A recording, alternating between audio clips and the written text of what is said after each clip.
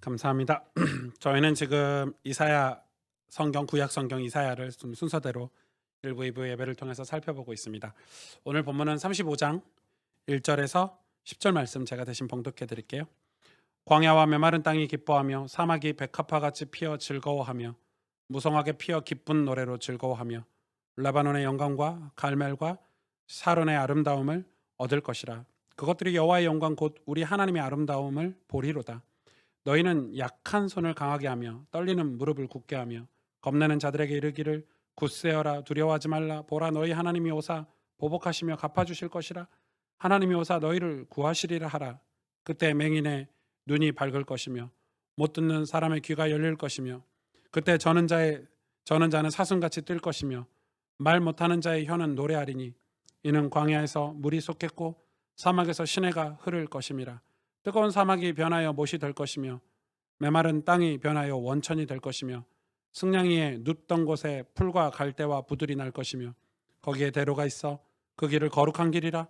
일컫는 바 되리니 깨끗하지 못한 자는 지나가지 못하겠고 오직 구속함을 입은 자들을 위하여 있게 될 것이라.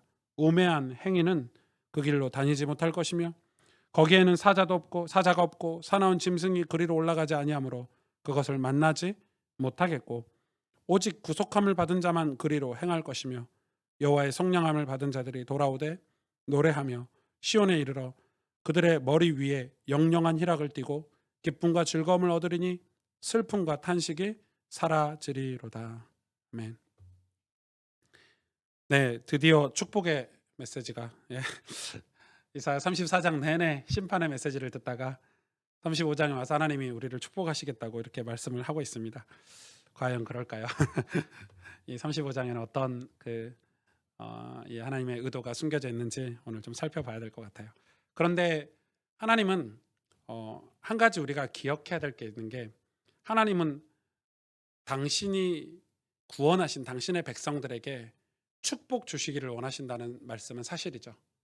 얼마나 우리를 축복하기를 원하시냐면 독생자 아들을 아끼지 않고 우리를 내어주시니까 우리에게 주시고자 하시는 축복은 성경에 기록되는 축복에 관련된 선고만 해도 엄청납니다. 그런데 하나님은 우리를 축복 주시기를 원합니다라는 이것을 그동안 한국교회에서 메시지를 엄청 했죠. 그래서 한국교회가 혹은 우리 후대들이 이런 축복을 받지 못하도록 만들었다고 저는 생각합니다. 그게 무슨 뚱딴지 같은 소리냐. 예. 우리 한동안 우리나라에는 이런 책들이 많았어요. 뭐 칭찬은 뭐 고래도 춤추게 한다. 뭐 이런 책들이 되게 많았고, 뭐 칭찬 받는 아이가 뭐 밝은 아이로 자랄 거다. 뭐 이런 얘기도 되게 많았어요. 그 맞는 말이죠, 사실은. 저도 칭찬받으면 기분이 되게 좋으니까. 그런데 한편으로는 맞는 말 같지만은 또 한편으로는 그게 균형을 잃어버려서 오히려 그런 이 칭찬이라든지 이런 것들이 우리의 발전을 멈추게 한 것도 있다. 우리의 발전도 멈추게 한 것도 있다. 왜냐면은 한국교회 메시지가 한동안은 하나님 우리를 축복해 주실 거야. 이런 메시지가 어떻게 보면은 채찍질이라든지 책망이라든지 쓴소리라든지 그런 걸 싫어하는 세대로 만든 건 아닌가. 그런 걸 듣기 거북하게 하고 싫어하고 그래서 영적으로 봐도 갈수록 그런 걸 듣기 싫어하기 때문에 더 어려워지는. 음. 근데 하나님은 그게 무슨 말씀이냐면 우리가 올바르게 제대로 축복받길 원하시는 거죠. 진짜 축복받길 원하시는 거죠. 그럼 진짜 축복받길 원하시면은 우리가 나 너 축복해 줄게. 아무것도 하지 마. 내가 너 다 해 줄게. 이게 아니잖아요. 음. 너 진짜 축복받을 거면 이런 거 공부해야 돼. 너 진짜 축복받으려면 네 삶 고쳐야 돼. 이게 맞죠. 부모도 어린 자녀들에게 교육이라는 걸 하거든요. 한빈이는 TV 보는 걸 너무 좋아해요. 그럴 나이에 6살이니까. 보고 있으면 TV를 보다가 멈추면 짜증이 내죠. 보통 아이들 그래요. 근데 저희 집에서는 그러진 못하는데 이제 뭔가 공부를 하거나 뭐 숙제를 하거나 뭘 할 때 이거 끝나고 TV 본다는 보상이 있어서 항상 열심히 하는 그런 아이인데 어 만약에 한빈이가 지 감정대로 지 기분대로 살게 내비두고 너무 사랑스러워 가지고 오냐오냐고 내비두면 얘는 하루 종일 TV만 볼 거예요. 먹을 것도 하루 종일 초콜릿만 먹을 거예요. 얘는 어떻게 되죠? 어 깝깝한 아이가 되겠죠. 인생이 진짜 문제가 많을 거예요. 사회 부적응자가 될 거예요. 그래서 그걸 부모들이 조절을 해줘요. 컨트롤을 해줘요. 이건 좋지 않은 거야. 이건 좋은 거야. 그리고 아이가 아직 그럴 능력이 없으니까 그럴 능력을 키워주려고 교육이라는 걸 하죠. 근데 그거를 하지 않으면 그게 사랑하는 게 아니에요. 진짜 사랑하는 거는 부모가 자녀를 진짜 사랑하면 오늘 성경에도 채찍을 든대요. 훈계를 한대요. 그게 진짜 사랑하는 부모죠. 내 자식을. 물론 부모가 뭐 정신적으로 문제가 있거나 뭐 부모가 뭔가 뭐 문제가 있다면, 뇌에 문제가 있다면 그럴 수 없겠지만 정상적인 부모라면 자녀를 올바르게 진짜 축복받게 해주고 싶은 마음이 부모에게는 다 있어요. 그게 정상이죠. 우리나라 스포츠계가 이렇게 막 세계화되는 스포츠가 막 특별하게 뭐 김연아 뭐 야구 같은 거 뭐 그런 게 좀 가끔 있긴 한데, 우리나라 스포츠 중에서 세계화가 되기 가장 어려운 종목 중에 하나가 뭐냐면 농구라고 저는 할 수 있어요. 농구는 성공할 수가 없어요. 왜냐면 기본적으로 신체가 우리나라 신체 사이즈가 좀 부족하고 뭐 흑인들하고 게임이 안 돼요. 우리나라에서 기고 난다 해도 NBA 이런 데 가보지도 못하고 근처도 못 가고. 그러니까 이 농구는 조금 레벨이 완전 달라요. 레벨이 달라요. 그런데 우리나라에 조금 대형 신인이 하나 나타났죠, 지금. 근데 뭐 미국에서 엄청 잘하는 건 아닌데 그래도 미국 대학 농구에서, 이 미국 대학 농구가 NCAA인데 그 대학 농구에서 제법 실력 있게 잘해요.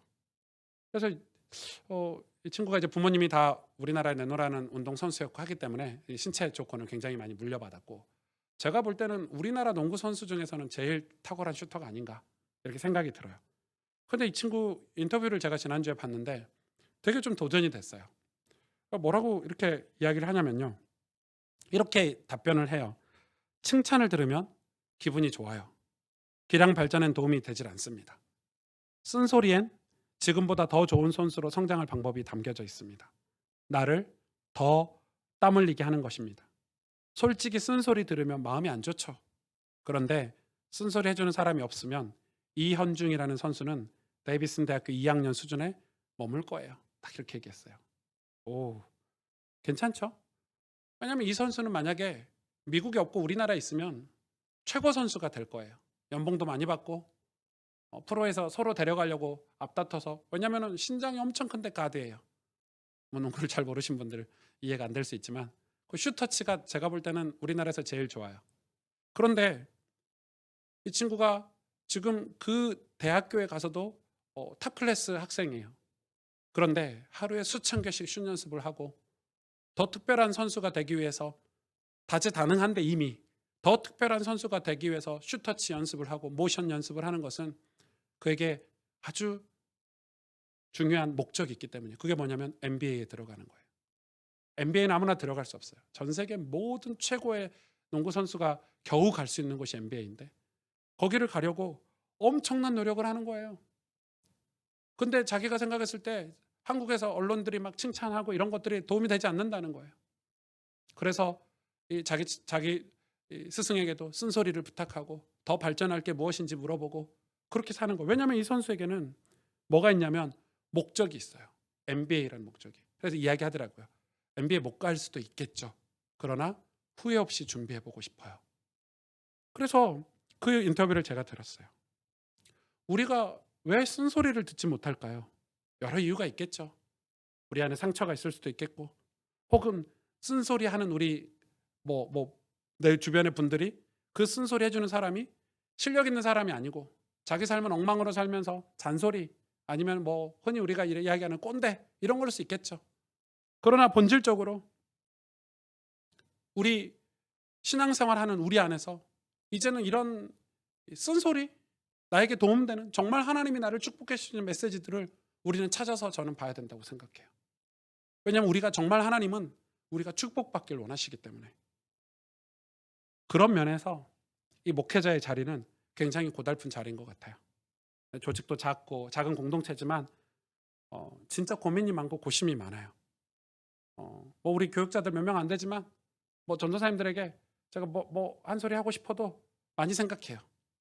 왜냐면은 이 소리를 할 때 나는 저 나이 때 나는 어땠지? 이게 먼저 생각이 들어요. 그래서 못할 때가 훨씬 더 많아요. 그런데 또 내가 전화할 때 못했다고 해서 이 사람이 더 잘 되기를 바라는 제가 사랑하는 마음이 있기 때문에 에둘러서 얘기할 때도 많고. 그게 굉장히 힘들어요.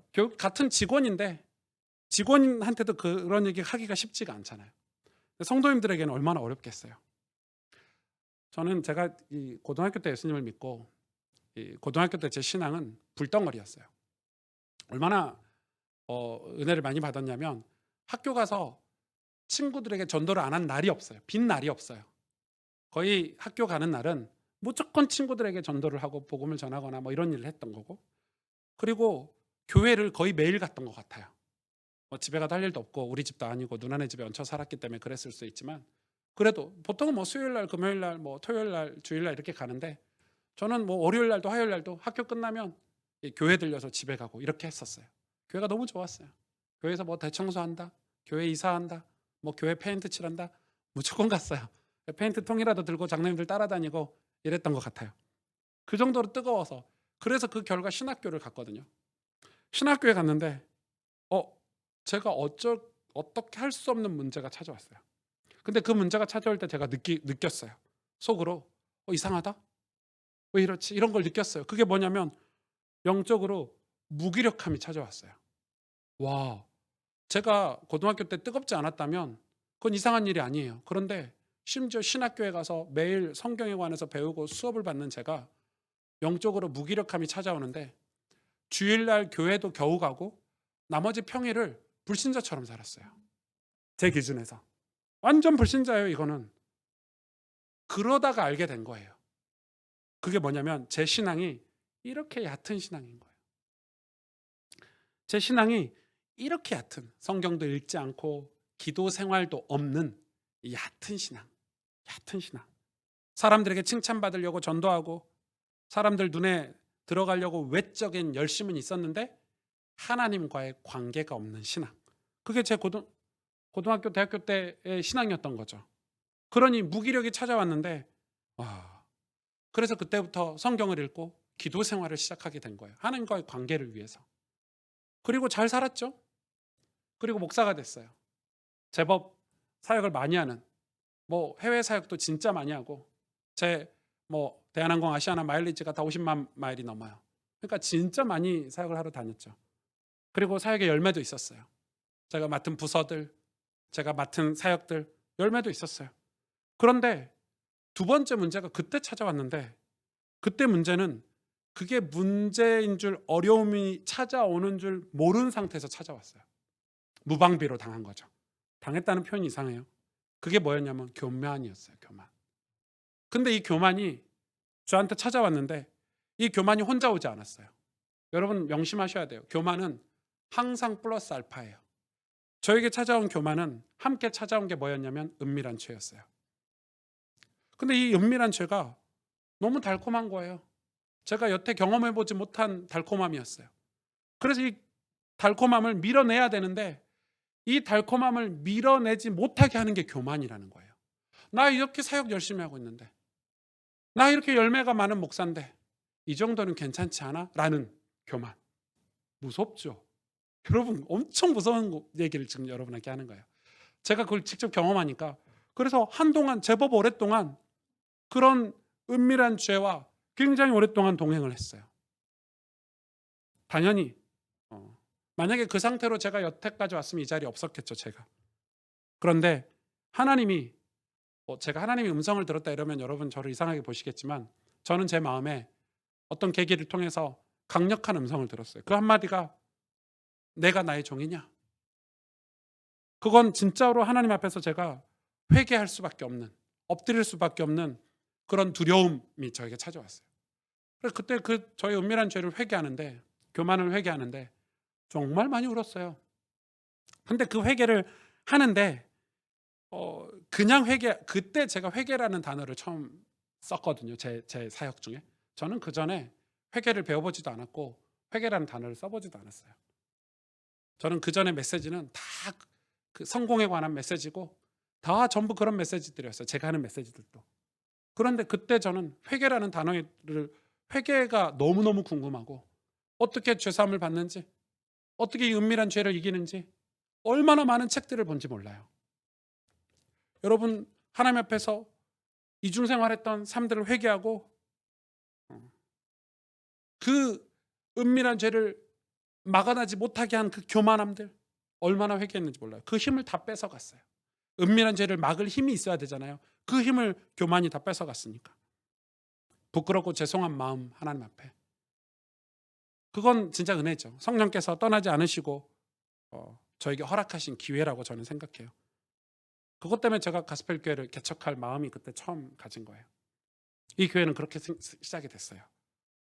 죄가 제 삶에 스며드는 줄 몰랐거든요. 그러니까 사역 잘한다고 열심히 돌아다닌다고 죄가 내 삶에 스며드는 거를 방치하고 살았던 거죠.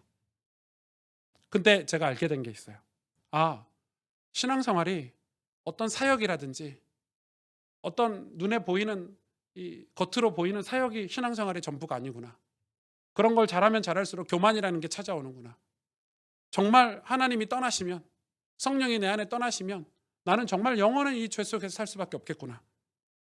하나님의 은혜가 복음이 내 삶에 스며들도록 사는 게 신앙생활이구나.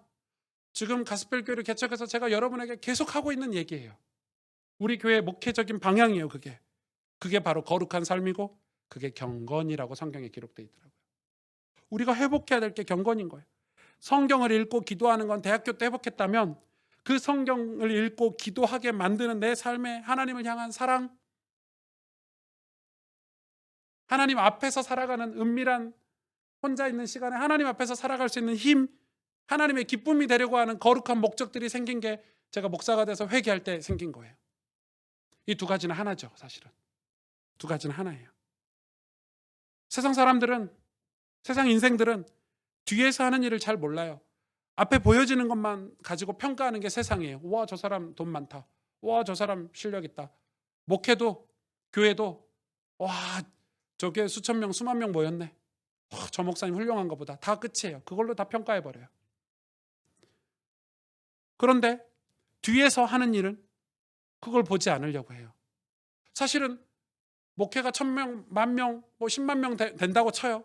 그럼 그 일을 위해서 수고한 목회자의 삶은 다 조명하지 않아요. 얼마나 노력했겠어요, 여러분. 여러분 한 회사를 일구고 훌륭한 사람이 되기 위해서 얼마나 많은 과정을 거쳤겠어요. 여러분 아셔야 돼요. 뒤에서 하는 일이 우리 인생을 가치 있게 만들고 아름답게 만들어요. 크리스찬들은 그걸 믿는 사람들이에요. 왜냐하면 하나님께서 우리 인생을 다 셈하고 계시기 때문에. 히브리서 9장 27절에 우리 인생은 한 번 죽는 게 정해졌대요. 죽어요, 다. 누구나가 다 죽어요. 그런데 그 뒤에 뭐가 있다고 기록했냐면 심판이 있다고 기록되어 있어요. 사람들이 알아주지 못해도 포기하지 말고 보이지 않는 곳에서 살아야 돼요. 그게 크리스찬의 삶이에요. 그래서 보이지 않는 곳에서 사는 그 힘이 나중에 삶의 열매로 드러나는 것뿐이에요. 열매로. 그게 얼마나 중요한지 몰라요. 그냥 사는 게 아니죠. 그래서 겉으로 사람들에게 보여주는 삶이나 칭찬받으려는 삶이 아니라 제대로 된 목적. 그 농구 선수가 그게 있었잖아요. NBA라는 목적. 여러분, 제가 진짜 좋아하는 신학자이고 변증가이고 또 학자인 이 C.S. 루이스. C.S. 루이스가 우리가 알려지기는 뭐 나니아 연대기나 뭐 이런 이 소설책 같은 걸 쓰신 분, 기독교 소설 쓰신 분은 알려졌지만 사실은 진짜 유명한 설교자였죠.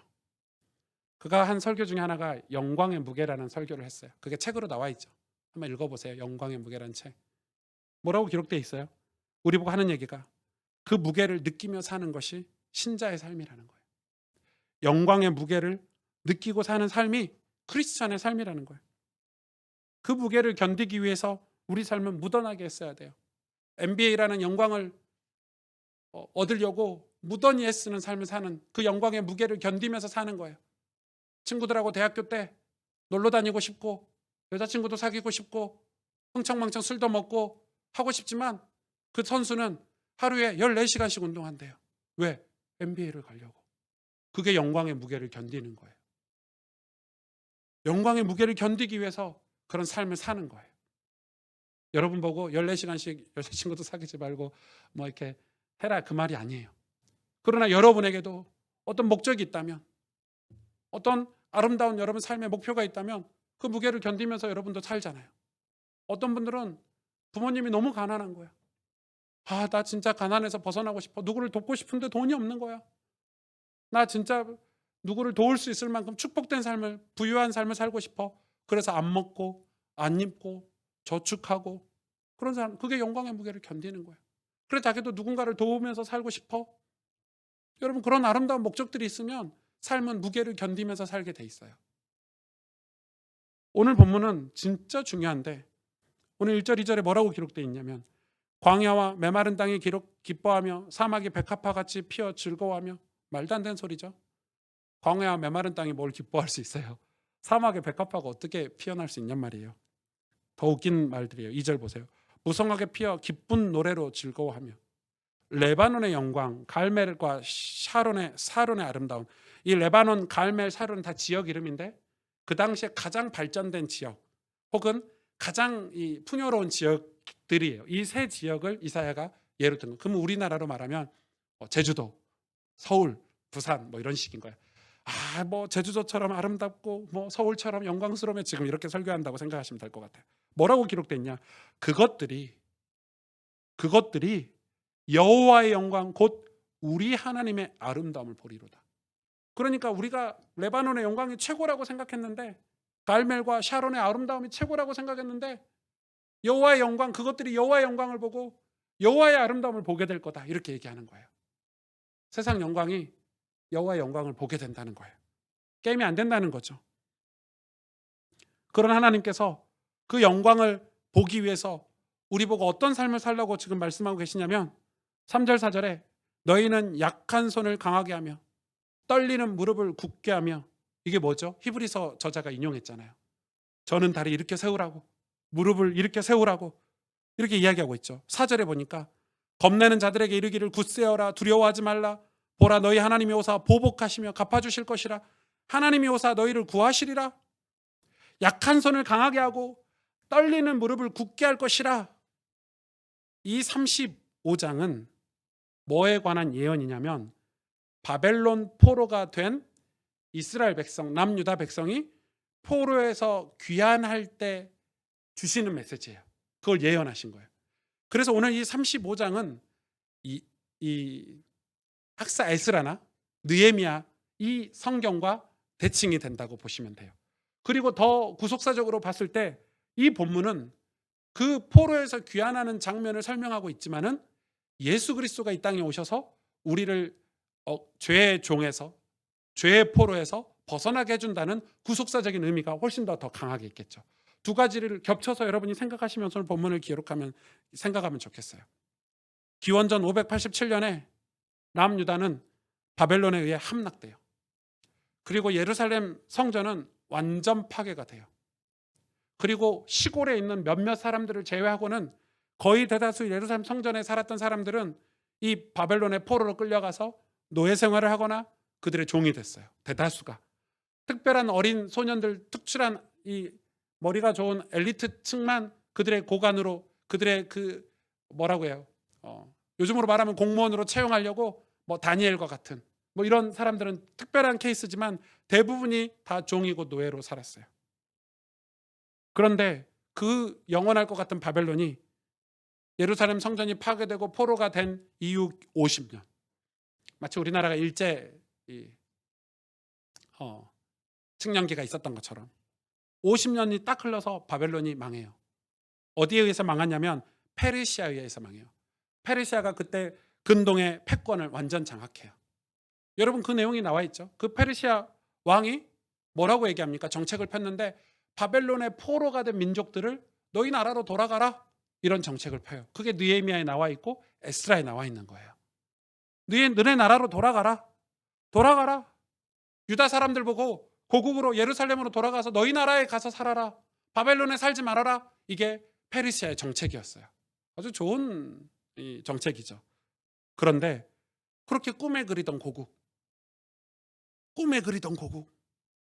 늘 소원하던 예루살렘 성, 누구나 기뻐해서 일어나서 갈 거라고 예상했는데 실제로는 그러지 못했어요. 왜요? 포로로 온 1세대는 기록에 보니까 거의 다 죽었어요. 그리고 이 바벨론에 와서 2세대, 3세대라는 세대가 태어난 거예요. 그래서 2세대, 3세대 사람들은 이 바벨론에서 태어났기 때문에 여기를 삶의 터전으로 잡고 있었어요. 그래서 예루살렘 성으로 돌아가라고 하니까 가기가 쉽지가 않은 거예요. 자리를 털고 예루살렘을 회복하러 가자고 느헤미야가 와서 학사 에스라가 와서 얘기했을 때 전부 다 머뭇거렸어요. 당연하겠죠. 예루살렘은 문화적으로, 문명적으로, 지리적으로 뒤처졌고 전부 바벨론보다 낙후되었어요. 파괴되었죠. 예루살렘에 남아있는 사람들은 주로 시골에 살던 사람들이죠. 거기를 누가 돌아가겠어요? 바벨론에서 선진 문명 속에서 살던 사람들이. 우리의 모습과 비슷하죠. 세속화된 크리스찬들이 하나님의 역사를 위해서 다시 회복하자 했을 때 선뜻 그러지 못하는 이유와 비슷하겠죠. 심지어 그들의 신앙마저 흔들릴 정도였어요. 바벨론의 우상이 하나님, 보이지 않는 하나님보다 훨씬 우월해 보였을 것이고, 그리고 자기가 거길 떠난다는 것은 기존의 모든 토대가 뒤죽박죽 된다는 의미이기 때문에 쉽사리 따라 나서지 못한 거예요. 이사야 선지자는 그런 유다 백성에게 두려워하지 말라고 얘기한 거예요. 두려워하지 말아라. 왜냐하면 뭐에 대한 두려움입니까? 막 마귀가 오고 막 악한 사자가 와서 그런 두려움이 아니잖아요. 바벨론 문화에 적응해서 살아가고 있는, 요즘 단어로 세속화된 크리스찬들. 그것에서 벗어나면 마치 우리가 아무것도 얻지 못할 것 같고, 바벨론을 벗어나면 실패할 것 같고, 예루살렘 성전에 가면 뻔하죠. 성벽이 다 무너져 있고 이방의 야만인들이 와가지고 예루살렘 성전에 자리 잡고 살고 있는데, 가면 뻔히 가서 고생하고 노동하고 싸워야 되고 그들을 내 돈을 가지고 이렇게 세워야 되는데 그게 너무 두려운 거죠. 그래서 이사야 선지자가 오늘 말씀에 너희는 두려워하지 말아라, 하나님 말씀을 대언하는 거예요. 저는 신앙생활을 왜 머뭇거리는지 너무 잘 알고 있어요. 설교를 듣고도 왜 행동하지 않는지 이 세대가 너무 잘 알고 있어요. 오늘 말씀과 똑같은 거예요. 하나님 말씀은 현실성이 없다고 생각하는 거예요. 논리적으로. 바벨론에 살던 2세대, 3세대 이스라엘 사람들이 예루살렘에 왜 돌아가야 돼? 우리 민족을 왜 다시 이렇게 세워야 돼? 그냥 바벨론에 살면 안 돼, 이주민으로? 이렇게 생각한 거예요. 그러면서 학사 에스라나 느헤미야나 이런 선지자들에게 당신이나 하나님 잘 믿고 살아봐. 그리고 1세대들도 남아있던 1세대들에게, 돌아가려고 하는 1세대들에게 당신이나 하나님 믿고 잘 살아봐. 나는 내 식대로, 바벨론 식대로 잘 살 테니까, 이렇게 말했다는 거예요. 그렇게 우리는 약한 손이 되어 있고 그렇게 무릎이 떨리는 무릎이 되어 있다라고 표현을 하는 거예요. 오늘 본문에. 다시 말해, 세상은 우리를 항상 무너뜨려요. 세속화로. 우리를 세속화하려고 해요. 교회가 세속화되거나 설교나 목회자들이 세속화되면 거기서 벗어나는 게 너무 어려워요. 얼마나 어려운지 몰라요. 이 강남에 있는 큰 대형 교회들이 부목사들을 로테이션으로 한 부서에 두지 않고 돌린대요. 왜 돌리나 했어요. 좀 오래 놔두지. 자기 목회를 하라고 좀 오래 두지. 왜 교구를 돌리나 했어요. 그래서 서로 가려고 하는 교구가 분당 교구고 강남 교구고 서초 교구고 이렇다는 거예요. 저도 가까운 사람에게 들었어요. 분당 교구에서 2년 사역하고 자동차 바꾸고 별 얘기를 다 들었어요. 그렇구나. 교회가 세속화되면 거기서 벗어나기 힘들겠구나.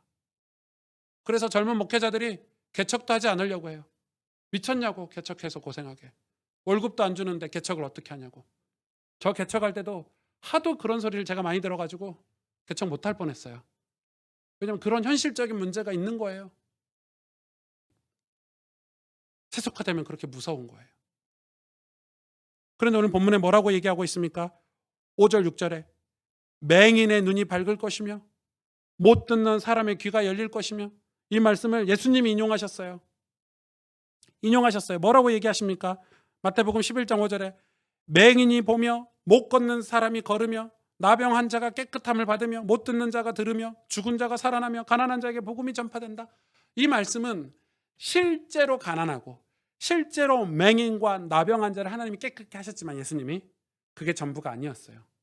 그건 우리에게 영적인 메시지를 깨닫게 하시려고 하나님이 베푸신 기적들이지, 이 이사야서에 맹인이 눈이 밝고 못 듣는 사람이 귀가 열리고 저는 자가 사슴처럼 뛰고 말 못하는 자의 혀가 노래하며, 여러분 말이 안 되잖아요. 광야에 물이 나겠고 사막에 시내가 흐르고 다 말이 안 되는 거죠. 근데 하나님 분명히 이렇게 약속하셨단 말이에요. 하나님의 영광을 보는 사람들은 이 말씀을 경험하게 될 거라고 약속하셨죠. 이거는 내 영혼의 상태를 얘기하는 거예요. 저는 이걸 경험했거든요. 여러분, 저는 제가 회개할 때 이걸 경험했단 말이에요. 보게 된 거예요. 맹인 같은 제 눈이 죄로 눈이 캄캄해졌어 있는데 이게 눌려서 본 거예요. 뭘 봤죠? 하나님의 비전을 본 거예요. 하나님의 비전이 저는 뭔지 몰랐었어요, 처음에. 이제는 확실히 알아요. 하나님 비전이 교회라는 것을. 하나님의 비전은 남유다 그 이스라엘 민족 자체예요. 하나님 비전은 그들을 통해서 당신의 영광을 세상에 드러내고 당신이 세상을 구원할 구원의 메시지를 전달하는 거예요. 그래서 이 남유다 백성을 그냥 바벨론이나 애굽이나 구스나 이런 민족들과 같이 훌륭한 민족을 만드는 게 하나님의 목표가 아니었어요. 그들과 구별된 거룩한 공동체를 만드는 게 하나님의 목적이었어요. 완전 가치가 달라요. 그들처럼 성장하고 그들처럼 훌륭한 도시를 만드는 게 예루살렘을 향한 목표가 아니었어요. 하나님의 임재가 있고 하나님 앞에 거룩하고 하나님의 일을 감당할 수 있는 그런 그릇을 갖춘 민족이 하나님이 이 민족을 향한 비전이었어요. 우리도 마찬가지죠. 오늘날로 이야기하면 교회가 그렇고 저와 여러분이 그렇죠. 그게 하나님의 비전이에요. 보는 거예요. 하나님의 영광을 보고 나니까 비전이 생기더라고요. 저한테 많은 분들이 물어봐요. 오승준 목사 가스펠교회 목회 방향이 뭐야? 비전이 뭐야? 어른들이. 근데 솔직히 대답 잘 못하겠어요. 이해를 잘 못하세요. 제 비전이요. 목회 비전이요. 저는 제 목회는 우리 다음 세대, 우리 아이들이, 제 자녀들이 이곳에서 예수님을 만나고 이곳에서 하나님의 영광을 보고 이곳에서 죄사함을 받고 이곳에서 새 사람이 되는 그런 공동체를 물려주고 싶은데, 그러기 위해서 단계라는 게 필요하잖아요. 그러기 위해서 갖춰야 될 기초 공사가 필요하잖아요. 저는 그 공사하다가 제가 장례를 치러도 저는 괜찮은 사람이에요. 저의 때에 그걸 보지 않아도 돼요, 부흥을. 그러나 그 부흥을 보고 뛰고 있어요. 이해가 되세요? 너무 억울한가요? 억울하지 않아요. 왜냐하면 그게 저는 천국에 가서 그 사실을 다 볼 거기 때문에. 여러분, 건물도 저희 시골에 우리 어머님 집 지어주려고 보니까 한 달 30 며칠 만에 집 다 짓더라고요. 1층짜리 가건물로 지으니까 그냥 대충 뚝딱뚝딱 해서 지어요. 그런데 여러분, 높은 건물, 훌륭한 건물, 튼튼한 건물 지으려면 땅을 깊숙이 파요. 몇 달을 파는지 몰라요. 그리고 콘크리트를 엄청 쏟아 부어요. 바람 불어도 문제없고 지진이 나도 문제없도록 특수 공법을 이용해요. 높은 건물을 올릴수록 기초가 탄탄해야 돼요. 저는 제 목회는 제가 혹시 목회를 은퇴할 때까지 그 기초만 딱 은퇴해도 아무런 열매가 한 개도 없어도 괜찮아요. 보는 게. 저는 우리 아들들 보고 있어요. 그 뒷세대도 보고 있어요. 하나님이 이 땅에 다시 회복하실 부흥을 보고 뛰어야죠. 그러려면 하나하나 점검하고 디테일하게 준비해서 가야 돼요. 아주 단계를 밟아서 가야 돼요. 설계도를 보고 그냥 시골집 아저씨 혼자 집 지으시는데 그 조감도도 없어요. 그냥 아무 데나 콘크리트 붓고 자기 까남으로 까남 아세요? 자기 경험으로 아무 데나 못 받고 10층짜리, 20층짜리, 30층짜리 집 짓는데 설계도 없이 지을 수 있습니까? 계획 없이 지을 수 있습니까? 그럼 부실시공이 되죠. 우리 신앙도 마찬가지라는 거예요. 하나님이 우리에게 당신의 영광에 합당한 인생이 되는 게 당신의 비전이신데, 근데 그걸 봐야 그 영적인 세계를 봐야 하나님의 비전을 감당할 수 있어요. 그래서 맹인 같은 우리가, 죄인 같은 우리가, 못 듣는 우리가 들리는 거예요. 말씀도 들리고 하나님의 비전도 보이고 저는 자가 사슴처럼 뛰는 거예요. 그전에는 맨날 불평하고 맨날 원망하고 맨날 짜증내고 이렇게 살았는데 이제는 그렇게 살지 않아요. 그렇게 살고 싶지도 않아요. 기독교인들은 솔직히 너무 불평이 많아요. 제가 이번 주에도 두 분 이렇게 만났는데 그 중에 한 분은 만나기 전부터 좀 찝찝하더라고요. 전화 오면 이분이 나를 왜 보자고 하지, 이런 거 있잖아요. 만났는데 만난 지 10분 만에 핑계가 이게 그분 이야기가 들리는 게 아니라 어떻게 하면 빨리 벗어나지 이런 생각만 계속했어요. 그분은 자기만 의로워. 자기는 문제가 없어. 퍼펙트해. 자기 주변의 사람이 다 문제인 거야. 자기는 성령 충만해. 교회 목사도 문제고 남편도 문제고 애들도 문제고 다 문제고 자기만 퍼펙트한 사람이야. 와, 들을 수가 없더라고요. 제가 그런 분들은 상담이 안 돼요. 그런 자기 세계에 빠져 있는 분들은 상담이 안 돼요. 그래도 한마디 해야 벗어날 수 있을 것 같아가지고 제가 이야기했죠. 그 권사님 성경을 좀 읽으시고 그 세상 원래 잘 안 바뀐다고 애둘러서 권사님이 바뀌는 게 더 빠를 것 같네요. 이렇게 한마디 때 그게 아니고 목사님 좀 제 말 좀 들어보세요. 이렇게 몇 번 얘기하시다. 네. 무슨 말이에요, 여러분? 불평이 너무 많아요.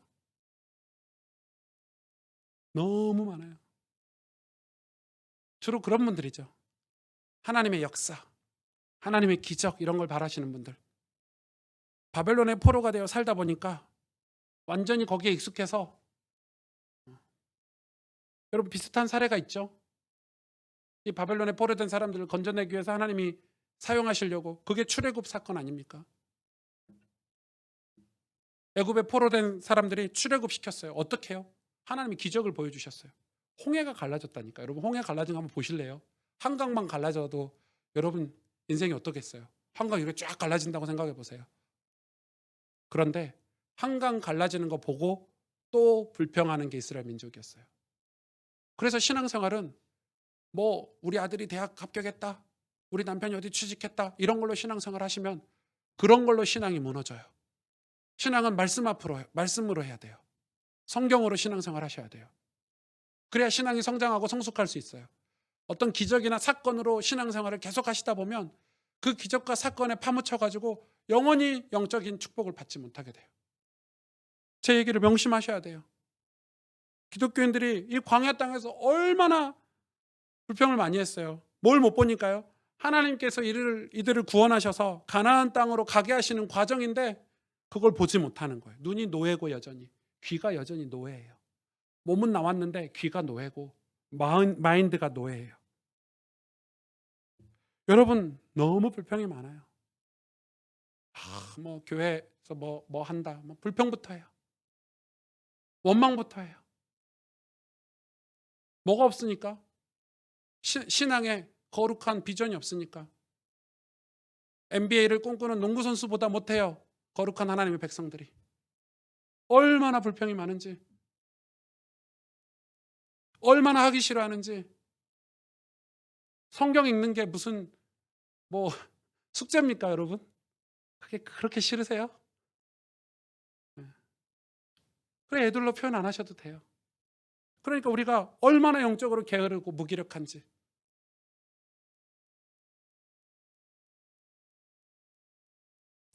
여러분 생각해 보세요. 지금 우리가 얼마나 그릇된 신앙에 사로잡혀 있는지. 여러분 제가 얼마 전에 저희 뭐 비브리지라든지 또 학교 교육하시는 분들한테 그 빌 게이츠 그 영상을 보내드렸어요. 너무 창피하게 그 다음날 이혼 발표가 나와가지고 제가 빌 게이츠 좀 보라고 이렇게 영상 보내줬는데 그 다음날 이혼했다고 발표가 나와서 좀 민망했어요. 근데 볼만해요. 그 넷플릭스에서 어, 이 빌 게이츠 다큐멘터리를 1, 2, 3부작을 만들었어요. 꼭 보세요. 정말 도전돼요. 근데 뭐 빌 게이츠가 돈을 많이 벌어서 그 아프리카에, 여러분 아프리카가 사람들이 많이 죽고 문제가 있는 거는 물 때문에 그렇거든요. 물이 다 오염됐어요. 왜냐하면 정화 시설이 없으니까 먹는 물, 내 몸에서 나가는 오물, 모든 오물, 짐승 오물들이 하나로 섞여서 있어요. 그러니까 그 물을 또 먹어. 또 배설물이 또 거기로 가. 그러니까 완전 최악이죠. 악순환이죠. 그런데 그 문제를 해결하려고 재단을 세웠어요. 재단을 세워서 그 문제를 해결하고 있는 거예요. 온갖 기술자들을 다 부르고 과학자들 모든 걸 불러가지고 그 아프리카의 그 정화 시설을 하고 있는 재단이 빌 게이츠 재단이에요. 대단하죠. 제가 그런 목적을 여러분한테 보여주려고 그 영상을 보라고 한 거 아니고, 제가 진짜 도전받은 거는 빌 게이츠의 삶이에요. 불신자잖아요. 예수님 믿는지 안 믿는지 모르겠지만 그가 30년 전 열심히 마이크로소프트를 위해서 일할 때나 성공해서 회장이 됐을 때나 2008년도에 은퇴해서 지금은 그냥 은퇴해서 재단을 위해서 일하고 있는 삶이나 정말 루틴이 똑같아요. 아침 6시에 일어나서 하루 종일 루틴이 똑같아요. 제가 너무 충격이에요. 저는 그렇게 돈을 많이 벌고 은퇴하면 펑펑 쓰면서 놀 것 같아요. 그게 아니구나. 불신자도 어떤 삶의 가치관이 멋있으니까 그 삶을 거기에 투자하는구나. 이런 생각을 들었어요. 여러분 세상에 성공하신 분들 만나보면 삶이 달라요. 참는 거예요. 유혹도 참고 견디고. 왜요? 그게 영광의 무게예요. 그런데 신앙은요? 저는 이런 목사님들도 봤어요. 제가 목사님 얘기를 하는 거는 성도님들 욕하면 안 되잖아요. 그래서 목사님들 욕을 주로 하는 거예요. 네. 우리 은퇴하고 마음껏 즐기면 살자, 이런 목사님들도 계세요. 그래, 직업적으로 목회를 은퇴할 수는 있죠. 근데 마음껏 즐기고 살자. 은퇴하고 술도 먹을 수 있고. 그 목사가 아니죠. 제가 진짜 심하게 욕하는 거는 정말 모든 욕을 다 해서 욕해주고 싶은데, 그래 젊은 친구들이 우리도 열심히 목회해서 성공해가지고 저렇게 나이 들면 저렇게 즐기면서 살자, 이게 비전이 돼버렸어요. 그게 성직자입니까? 그게 하나님의 종으로 사는 삶입니까? 목사는 은퇴할 수 있어요. 직업적으로 정년이 되면. 그러나 그 뒤의 삶도 똑같아야 돼요. 하나님의 영광을 위해서 엎드려 기도하고 하나님의 백성들을 위해서 일해야 되는 거예요. 불신자보다 못한 거죠. 우리는 너무 불평이 많아. 너무 입에 하기 싫어, 짜증나, 이런 게 입에 배고 사는 거예요. 여러분 우리가 신앙생활이 그렇다니까요. 지금 하기 싫대, 다 하기 싫대. 성경도 읽기 싫어, 기도도 하기 싫어, 귀찮아, 멀어. 이게 입에 달고 살아요. 네, 뭐 때문에요? 그렇게 교육을 받았어요. 우리가 하나님 우리를 축복하신다는 말씀이 그냥 가만히 있으면 축복받는다는 걸로 오해하고 있는 거예요. 저는 우리 아들들이 성공된 삶을 살았으면 좋겠어요. 그러려면 어떻게 살아야 돼요? 가만히 있으면 성공 못해요. 가만히 있는데 어떻게 성공이라는 걸 합니까? 여러분 이거는 제가 성공 메시지가 아니에요. 성경에서 영적으로 이 얘기하는 거예요. 보실래요? 이사야 35장 7절 8절에 뜨거운 사막이 변하여 못이 될 것이며, 계속해서 엄청나게 말도 안 되는 소리를 하고 계시죠. 하나님이 땅이 변하여 원천이 될 것이며, 승냥이는 부정한 짐승이에요. 부정한 짐승이 눕던 곳에 풀과 갈대와 부들이 날 것이며, 거기에 대로가 있어. 여기서 부들은 집 지을 때 그 당시에 집 안에 이렇게 까는 아주 좋은, 거기에 대로가 있대요. 하나님이 예루살렘 성을 회복하면서 대로를 구축하시겠대요. 그 길을 거룩한 길이라 일컫는 바 되리니. 많은 목사님이 여기까지만 설교해요. 하나님이 우리에게 대로를 있게 할 겁니다. 거룩한 길을 준비하실 겁니다. 근데 그 뒤는 설교를 안 해요. 그 뒤를 보세요. 깨끗하지 못한 자는 지나가지 못하겠고. 이게 우리가 들어야 될 진짜 메시지예요. 오직 구속함을 입은 자들을 위하여 있게 될 것이라. 우매한 행위는 그 길을 다니지 못할 것이며, 우매한 행위는 그 거룩한 길을 다니지 못한대요. 구속받지 않은 사람은 그 길로 갈 수가 없대요. 포로가 귀환할 때, 그래서 하나님이 포로 귀환을 하기 위해서 학사 에스라와 느헤미야를 사용하셨죠. 읽어보시면 알 거예요. 포로 귀환을 그냥 시키지 않았어요. 이건 하나님 입장에서도 교육적으로 너무 중요한 일이에요. 그래서 그 바벨론에 포로된 사람들 중에서 하나님의 약속을 기억하고 이 신앙을 하나님 앞에서 깨끗하고 자기를 정결하게 한 사람들을 하나님이 불러 모으셨어요. 따로. 그들에게 뭐 하셨죠? 학사 에스라를 보내서 성경을 낭독하게 했어요. 그리고 그들의 모든 조상죄까지 다 회개하게 만들었어요. 엄청 울었죠, 사람들이. 성경을 낭독하니까 울고 회개했어요. 그리고 느헤미야를 통해서 자기 고국의 성벽이 야만인들에게 침략을 당하고 성벽이 무너져 있다는 소식을 듣고 바벨론에서 성공하고 은혜 받은 사람들이 그 귀한 길에 오르게 된 거예요. 그들이 이 거룩한 길, 영광스러운 길을 받을 자격이 되는 거예요. 그 길이 무엇입니까? 메시아 아닙니까? 예수 그리스도. 여러분, 이거는 작은 일이 아니에요. 예수님 영접하면 구원받는다고요? 저는 성경을 읽으면 읽을수록 그건 잘못된 메시지라고 저는 생각해요.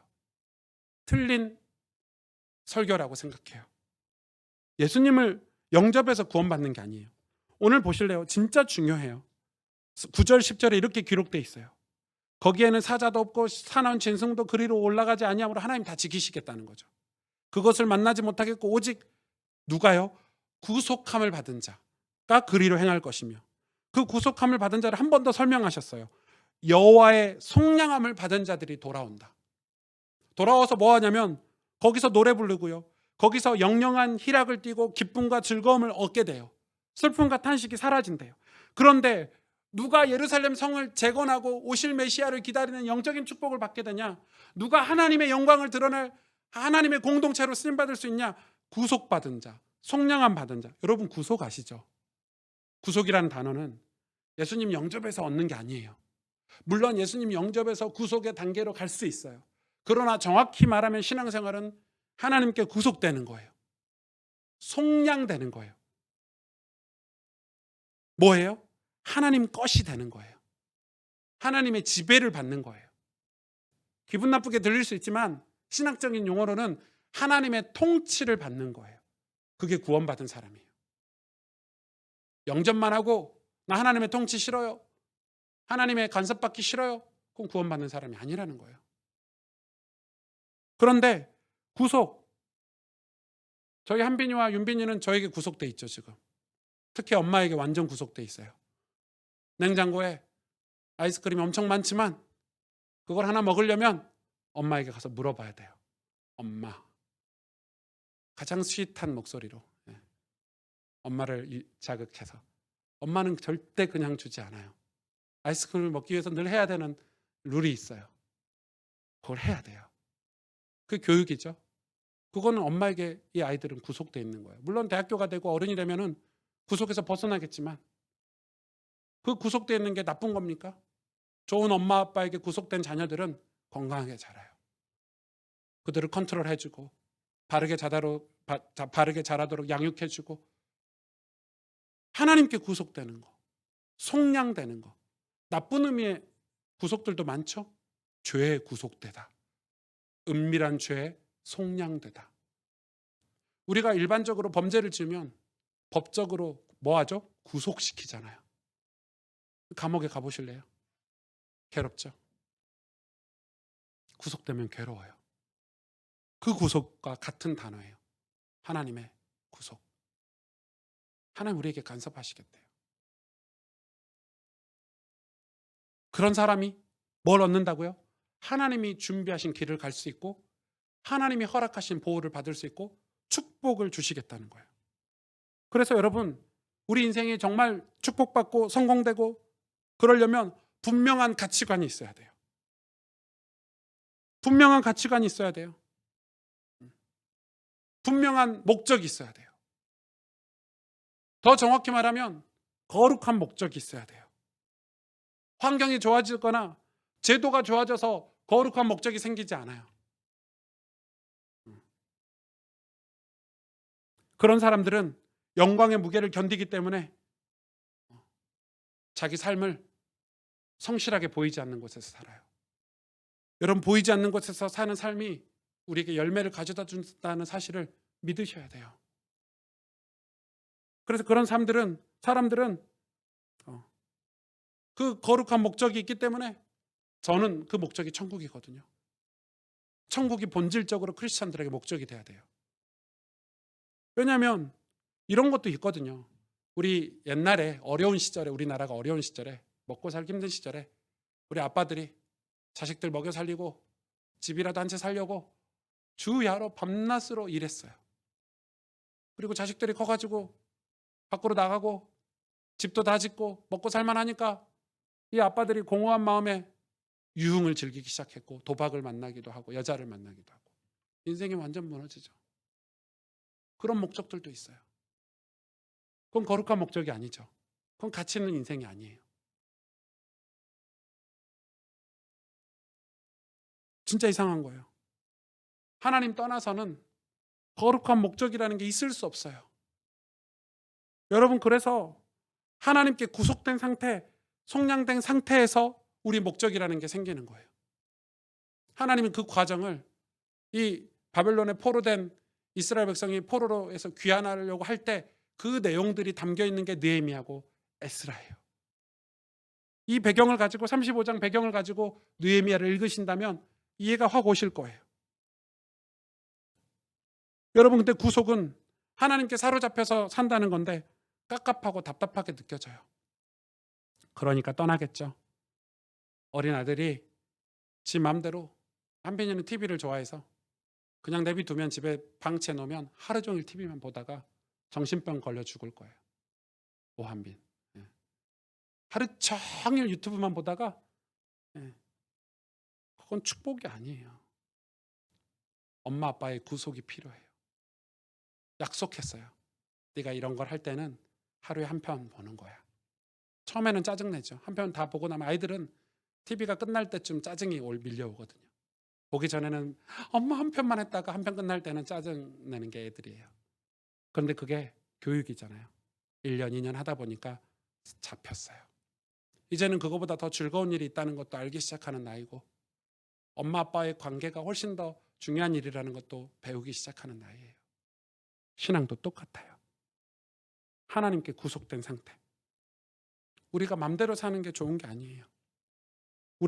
하나님은 이스라엘이 거룩한 민족이 돼서 하나님의 영광을 그 위에 걸고 싶으신데 하나님의 축복을 쏟아부어 주셔가지고 이방 나라들이 그 은혜를 힘입어서 구원받기를 원하시는데 그게 하나님이 이스라엘 백성들을 향한 비전인 거고 오늘날 교회와 저와 여러분을 향한 비전인 거예요. 하나님의 비전은 그래서 여러분이고 저예요. 제가 하나님의 비전인 거예요. 그런데 우리 이런 마음이 들죠. 나 같은 게. 제가 그런 마음 제일 많이 들었거든요. 나 같은 게 할 수 있을까? 그렇다고 포기하고 대충 아무렇게 살까요?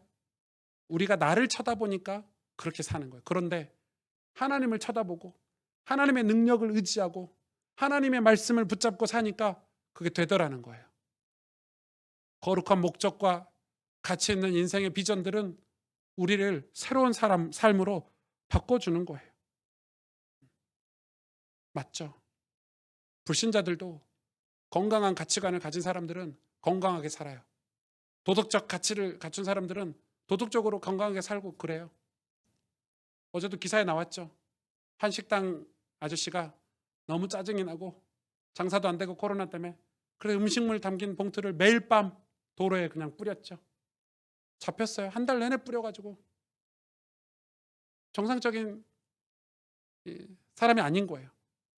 그러니까 우리는 그런 거룩한 목적과 비전이 없으면 우리 환경이나 상황에 우리 늘 감정을 소비하고 살아야 돼요. 정말 중요하죠. 예레미야 32장에서 32장 36절 44절에 이 본문에 대해서 이렇게 설명하고 있어요. 그러나 이스라엘의 하나님 여호와께서 너희가 말하는 바 칼과 기근과 전염병으로 말미암아 바벨론 왕의 손에 넘긴 바 되었다 하는 이 성에 대하여 이같이 말씀하십니다. 하나님 포로로 보내시고 바벨론에 포로로 보내시고 예루살렘 성에 대해서 이렇게 생각하고 계신다는 거예요. 그러니까 바벨론 성이 무너져 있고 하나님의 백성들이 교회들이 무너져 있는 상태로 그냥 두시지 않겠다는 거예요. 보세요. 37절에 보라 내가 노여움과 분함과 큰 분노로 그들을 쫓아 보내었던 모든 지방에서 그들을 모아들여 이곳으로 돌아오게 하여 안전하게 살게 할 것이라. 그들은 내 백성이 되겠고 나는 그들의 하나님이 될 것이며 39절에 내가 그들에게 한 마음과 한 길을 주어 자기들과 자기 후손의 복을 위하여 자기들과 자기 후손의 복을 위하여 나를 경외하게 하고 40절에 내가 그들에게 복을 주기 위하여 그들을 떠나지 아니하리라 하는 영원한 언약을 그들에게 세우고 나를 경외함을 그들의 마음에 두어 나를 떠나지 않게 하고 내가 기쁨으로 그들에게 복을 주되 분명히 나의 마음과 정성을 다하여 그들을 이 땅에 심으리라. 아멘. 예, 이거는 진짜 아멘 하셔야 됩니다. 하나님은 당신의 자녀들, 당신의 백성들에게 축복 주기를 원하십니다. 그런데 그냥 주시지 않고 그들 마음에 여호와를 두렵고 떨림으로 경외하는 자들에게 그 길을, 거룩한 길을, 그 대로를 안전하게 하시는 그 축복된 성읍의 주인을 우리를 통해서 하시겠다는 겁니다. 그러기 위해서 우리는 어떻게 해야 됩니까? 정말 여러분 축복받길 원하십니까? 정말 여러분 흔히 우리가 교회에서 얘기하는 응답받길 원하십니까? 그러려면 하나님을 경외하는 그 경외함을 우리 마음에 두셔야 됩니다. 하나님 기쁨으로 복을 주신다고 합니다. 저는 확실하게 깨달았습니다. 이사야서를 설교하면서. 유다가 왜 포로가 되었을까? 남유다가 왜 포로가 되었을까? 바벨론에. 이유는 한 가지죠. 하나님께서 정말 예수 그리스도 보내실 메시아를 확실하게 보게 하기 위해서. 그걸 봐야 유다는 가장 가치 있는 하나님의 백성, 가장 복된 민족이 될 수 있기 때문에. 그게 우리 교회를 향하신 하나님의 계획이고 비전입니다.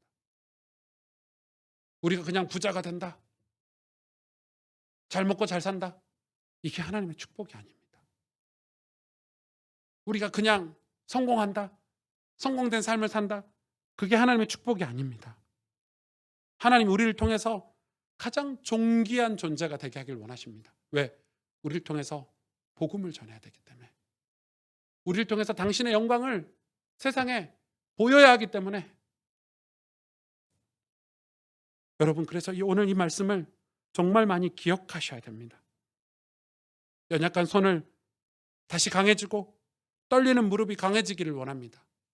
일어나셔야 됩니다. 주저앉아 계시면 안 됩니다. 우리 집이 가난하다고, 우리 집에 문제가 많다고, 자녀들이 문제가 있다고, 영적인 어려움이 있다고 그대로 있으면 안 됩니다. 하나님은 그렇게 하신 이유가 있다는 거예요. 우리를 존귀한 자로 만드시기 위해서 일어나라는 거예요. 내가 너를 일으켜 세우겠다는 거예요. 내가 너를 축복하겠다는 거예요. 에이, 내가 지금 우리 집에 이런 문제가 많은데 무슨 축복입니까? 아니라니까요. 당신의 피값, 당신의 독생자들을 내어주시기까지 십자가에 우리를 사랑하시는 분이 우리 보고 일어나라는 거예요. 너희가 이 땅에 생수가 되고 너희 땅에 푸르른 나무가 되게 하겠다는 거예요. 근데 많은 크리스찬들이 그걸 안 믿어요. 게을러요. 성공된 불신자도, 일반적으로 성공한 불신자들도 그 영광의 무게를 견디고 사는데 우린 그 영광의 무게를 견디고 살려고 하지 않아요. 저는 가스펠교회 성도님들이 진짜 축복받기를 원해요. 만약에 오승주 목사가 성공하려고 세속적인 목사가 돼서 나 성공해야지 하면 저는 매주 여러분에게 축복 메시지만 할 것 같아요. 응답 메시지만 하고 잘하고 계세요 이렇게 할 것 같아요. 아니잖아요. 전 여러분이 정말 구원받기를 원하고 정말 하나님께 존귀한 백성들이 되기를 원해요. 그러면 목회가 달라야죠. 있는 그대로 하나님의 말씀을 전달해야 되기도 하고 또 저도 그런 삶을 살아내야 되겠죠. 여러분, 우리는 보통 사람들이 아니에요. 남유다 백성들은 구별된 하나님의 이스라엘 백성들이었어요. 이들이 살지 않으면, 이들이 예수 그리스도로 회복되지 않으면 세상은 다 죽어야 돼요. 교회가 그런 존재예요. 같이 기도하겠습니다.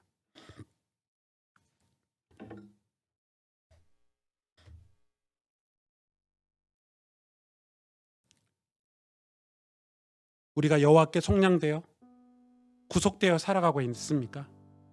아니면 교회는 다니는데 여전히 세속화되어, 여전히 바벨론의 포로가 되어 하나님의 비전을 보지 못하고 살고 있지는 않습니까? 하나님은 우리가 다시 일어나 하나님 당신의 영광과 당신이 만들어 놓으신 그 거룩한 길을 가기를 원하십니다. 그러기 위해 연약한 손이 강해지고 떨리는 무릎이 강해지길, 일어나길 원하십니다. 하나님 우리에게 그런 메시지를 계속 주고 계십니다. 불신자처럼 사는 게 아니라 하나님을 경외하는 마음을 우리 안에 두셔가지고 하나님의 영광을 위해서 더 멋지고 더 아름답고 더 가치 있는 그리스도인, 참된 크리스찬이 되기를 원하십니다. 이 땅에 주의 복음을 전할 모든 열방들이 주님을 볼 수 있도록 우리에게 찬송과 영광과 축복을 주시겠다고 약속하셨습니다. 저는 그 축복 받고 싶습니다. 부흥이라는 축복 받고 싶습니다. 천국이라는 축복 받고 싶습니다. 우리 자녀들이 마음속에 찬송과 감사가 끊임없이 터져나오는 그 은혜라는 축복을 저는 너무 받고 싶습니다.